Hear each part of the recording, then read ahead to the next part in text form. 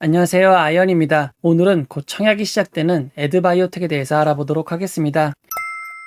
먼저 일정입니다. 에드바이오텍은 1월 13일 목요일 청약을 시작하여 1월 14일 금요일 청약이 마무리됩니다. 환불은 주말을 포함한 4일 뒤인 1월 18일 화요일입니다. 에드바이오텍과 K옥션은 청약 환불 일정이 겹치기에 K옥션에 사용한 청약금은 에드바이오텍에 사용하실 수 없습니다. 그리고 에드바이오텍에 사용된 청약 증거금은 1월 18일 화요일 환불이 되기에 청약금으로 LG에너지솔루션 청약이 가능합니다. 에드바이오텍의 청약 시간은 오전 8시부터 오후 4시입니다. 어제까지 에드바이오텍의 상장일은 미정이었습니다. 하지만 오늘 상장일이 결정되었습니다. 결정된 상장일은 1월 24일 월요일입니다. 1월 24일 월요일은 K옥션의 상장일입니다. 결국 K옥션과 에드바이오텍이 동시상장으로 진행되는 것입니다. 간혹 앱과 홈페이지의 상장일이 다른 경우가 있는데 홈페이지의 상장 예정일도 1월 24일 월요일로 나와 있습니다. 상장 예정일이기에 변경이 될 수 있겠지만 청약이 시작되고 상장일이 변경되는 건 매우 드문 일입니다. 큰 변동이 없다면 K옥션과 에드바이오텍이 동시상장하는 것으로 생각해야 될 것 같습니다.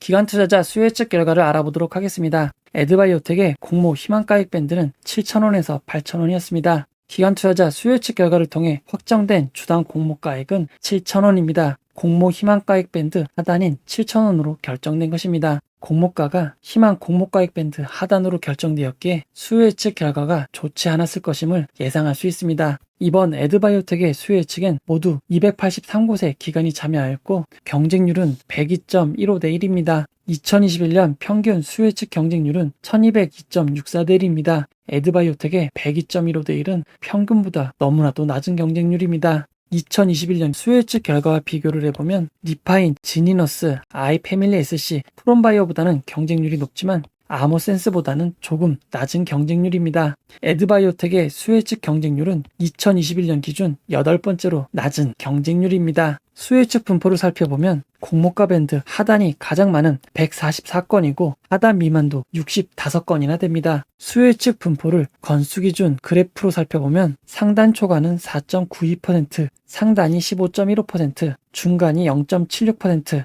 하단이 가장 많은 54.55%이고 하단 미만도 두 번째로 많은 24.62%입니다. 수요 예측 분포가 상단 이상은 20.07%인데 하단 미만이 24.62%로 훨씬 많습니다. 수요 예측 결과 공모가가 하단인 7,000원으로 결정이 되었지만 하단 미만에도 매우 많은 분포가 있었음을 주의해야 될 것 같습니다. 수요 예측 결과에서 가장 중요한 음보유 확약 결과를 알아보도록 하겠습니다. 에드바이오텍의 수요 예측에 참여한 기관 투자자들은 단 한 곳도 의무보유 확약을 신청하지 않았습니다. 건수 기준, 수량 기준 모두 0%입니다. 에드바이오텍의 의무보유 확약 결과를 지난 의무보유 확약 결과와 비교해보면 2021년 평균 의무보유 확약은 16.34%였습니다. 평균보다도 얼마나 낮은지 알 수 있습니다. 2021년 기준 의무보유 확약이 없었던 수요 예측은 아이패밀리 SC밖에 없습니다. 에드바이오텍은 아이패밀리 SC와 더불어 의무보유 확약이 가장 낮은 결과를 기록하였습니다. 에드바이오텍의 수요 예측 결과를 수요 예측 경쟁률과 의무보유 확약의 그래프로 나타내면 에드바이오텍은 경쟁률도 낮고 의무보유 확약은 아예 없습니다. 에드바이오텍처럼 의무보유 확약이 낮고 경쟁률이 낮았던 청약은 3분의 1 가량이 상장일 시초가가 공모가를 하회하였습니다. 상장일 시초가가 공모가보다 높았던 기업은 3분의 1밖에 되지 않습니다. 에드바이오텍의 상황은 수요 예측 결과만 놓고 본다면 안 좋은 상황이라고 볼 수 있습니다.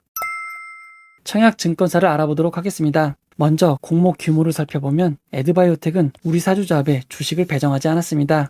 일반 청약자에게 25%의 주식이 배정되어 있고 배정 규모는 24억 원으로 매우 작은 편입니다. 기관 투자자를 포함한 전체 공모 규모도 100억 원이 되지 않습니다. 에드바이오텍은 대신증권 단독으로 진행이 됩니다. 대신증권 일반그룹의 경우 최대 17,000주를 청약할 수 있고 17,000주의 청약증거금은 5,950만 원입니다. 우대그룹은 2배인 34,000주를 청약할 수 있습니다. 대신증권은 청약 수수료 2,000원이 있고 청약일 전일인 1월 12일까지 개설한 계좌만 청약에 참여하실 수 있습니다. 이번 청약의 최소 단위 청약은 10주이고 10주의 청약증거금은 공모가 7,000원 기준 35,000원입니다. 상장일 유통 물량에 대해서 알아보도록 하겠습니다. 에드바이오텍은 공모가 7,000원 기준 상장 시가총액이 637억 원입니다. 상장일 유통 가능한 기존 주주가 공모주주인 일반 청약자와 기관 투자자보다 많습니다. 여기에 의무보유 확약이 한 건도 없어 상장일 유통 물량이 줄어들 여지가 없습니다. 결국 에드바이오텍의 최종 유통 가능 비율은 39.65%가 되고 시가총액을 반영한 상장일 유통 가능 금액은 252억 원입니다. 에드바이오텍의 상장일 유통 물량을 2021년 상장 종목들의 유통 물량과 비교해보면 제노코, 오로스 테크놀로지, 자이언트 스텝보다는 상장일 유통 물량이 적고 플래티어, CU테크보다는 상장일 유통 물량이 조금 큽니다. 상장일 주체별 유통 물량 비율을 살펴보면 기존 주주가 62.28%, 일반 청약자가 9.43%, 기관 투자자가 28.29%를 차지하고 있습니다. 상장일 주체별 유통 물량 금액을 살펴보면 기존 주주가 157억 원, 일반 청약자가 24억 원, 기관 투자자가 71억 원입니다. 에드바이오텍의 상장일 유통 물량은 공모 주주가 95억 원을 차지하고 있지만 약 3분의 1가량이 기존 주주의 물량입니다. 에드바이오텍의 상장일 주가는 기존 주주들의 주식 매각 여부, 매각 시기에 따라 큰 변동을 보이게 될 것 같습니다. 코넥스 이전 상장 종목에 대해서 알아보도록 하겠습니다. 에드바이오텍은 현재 코넥스에서 거래되고 있는 종목입니다. 1월 12일 종가 기준 공모가 7,000원보다는 높은 주가를 유지하고 있습니다. 제 영상을 많이 보신 분들은 많이 들으셨겠지만 코넥스 이전 상장 종목은 상장일 기준 가격이 공모가가 아닌 코넥스 시장 가격을 사용하게 되어 있습니다. 공모가 7,000원 기준 코넥스 시장 가격이 9,100원 미만이거나 4,900원을 초과할 경우 공모가 7,000원 대신 코넥스 시장 가격을 이용하게 되어 있는 것입니다. 만약 기준 가격이 7,800원 이상으로 결정이 된다면 동시호가 하한가를 기록해도 공모가보다 높은 상황이 됩니다. 그렇게 해당 부분은 매우 중요한 변수가 됩니다. 코넥스 시장 가격이 사용되려면 지난 1년간 투자 경고 또는 투자 위험 조치를 받으면 안 됩니다. 에드바이오텍은 2019년 12월 24일 상장한 이후 투자 경고, 투자 위험 조치를 받은 적이 없습니다. 코넥스 시장 가격을 사용할 수 있는 조건은 갖춘 것입니다. 코넥스 시장 가격은 상장 전 30거래일 평균으로 구해집니다. 에드바이오텍이 1월 24일 상장을 한다고 하면 이전 30거래일인 12월 10일부터 1월 21일까지의 30거래일 종가 평균을 이용하는 것입니다. 현재 구할 수 있는 23거래일의 평균을 구하면 공모가 7,000원을 훌쩍 뛰어넘는 8,362원입니다. 이제 남은 7거래일 동안 연속 하한가를 기록한다고 해도 상장 전 30거래일 평균은 공모가보다 높은 7,436원이 됩니다. 하지만 코넥스 시장 가격이 30거래일 평균만 이용하는 것은 아닙니다. 상장일 전일인 1월 20일 종가가 30거래일 종가 평균보다 낮다면 1월 21일 종가가 코넥스 시장 가격이 됩니다. 따라서 청약 기간 중 코넥스의 주가가 공모가보다 얼마나 높게 유지되는지가 매우 중요한 포인트입니다. 만약 상장 전 코넥스의 주가가 공모가보다도 낮은 상황이 된다면 기준 가격이 공모가인 7,000원보다 낮아질 수 있는 점은 주의하시기 바랍니다.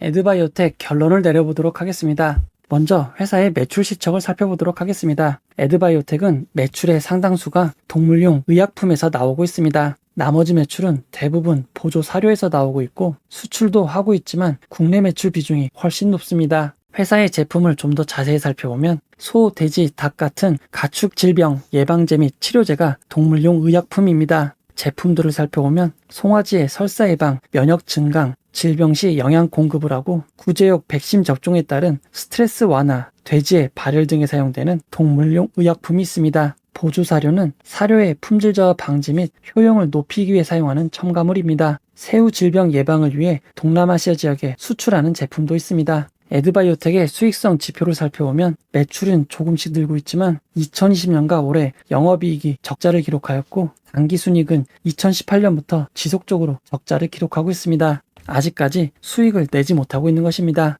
하지만 에드바이오텍은 공모가를 산정하면서 2022년에는 약 51억 원의 순이익을 발생시키고 2023년에는 134억 원의 순이익이 발생할 것이라고 추정하였습니다. 해당 추정을 바탕으로 주당 평가가액이 12,478원으로 결정이 되었고 공모가는 이보다 낮은 7,000원으로 결정이 된 것입니다. 지난 4년간 적자였지만 올해부터 흑자로 전환한다고 추정하였습니다. 예상대로 큰 폭의 흑자를 기록한다면 공모가는 크게 할인된 것으로 생각할 수 있습니다. 하지만 예상대로 흑자로 전환될지 흑자의 규모가 맞을지는 아무도 확신할 수 없을 것 같습니다. 결론을 내려보도록 하겠습니다. 에드바이오텍은 기관 투자자 수요 예측 결과가 너무 좋지 않습니다. 현재까지 영업이익, 순이익 모두 적자를 기록하고 있으며 지난 3년간 매출이 폭발적으로 늘어나지도 않았습니다. 그럼에도 상장일 유통 물량이 적은 점은 너무나 큰 매력입니다. 하지만 K옥션과 동시상장으로 진행되는 상황이 생겼습니다. 두 기업이 동시에 상장하게 되면 매수세도 분산이 될 수밖에 없고 유일한 장점인 적은 상장일 유통 물량이 희석될 수밖에 없습니다.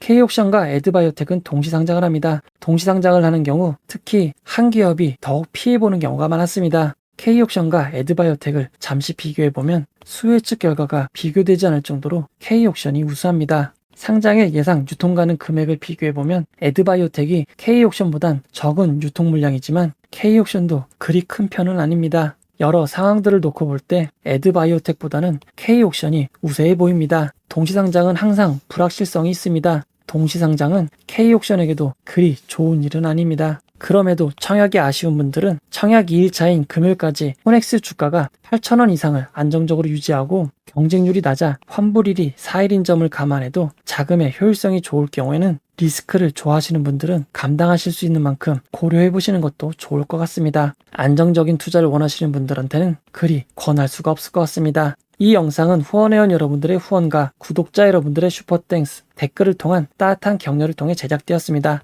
항상 고맙습니다. 이 영상은 투자 권유가 아니며 투자는 오롯이 투자자의 판단으로 이루어져야 합니다. 혹시 영상에 잘못된 점, 보충이 필요한 점은 채널의 커뮤니티 게시판이나 영상 고정 댓글로 안내해 드리도록 하겠습니다. 이 영상을 봐주셔서 고맙습니다.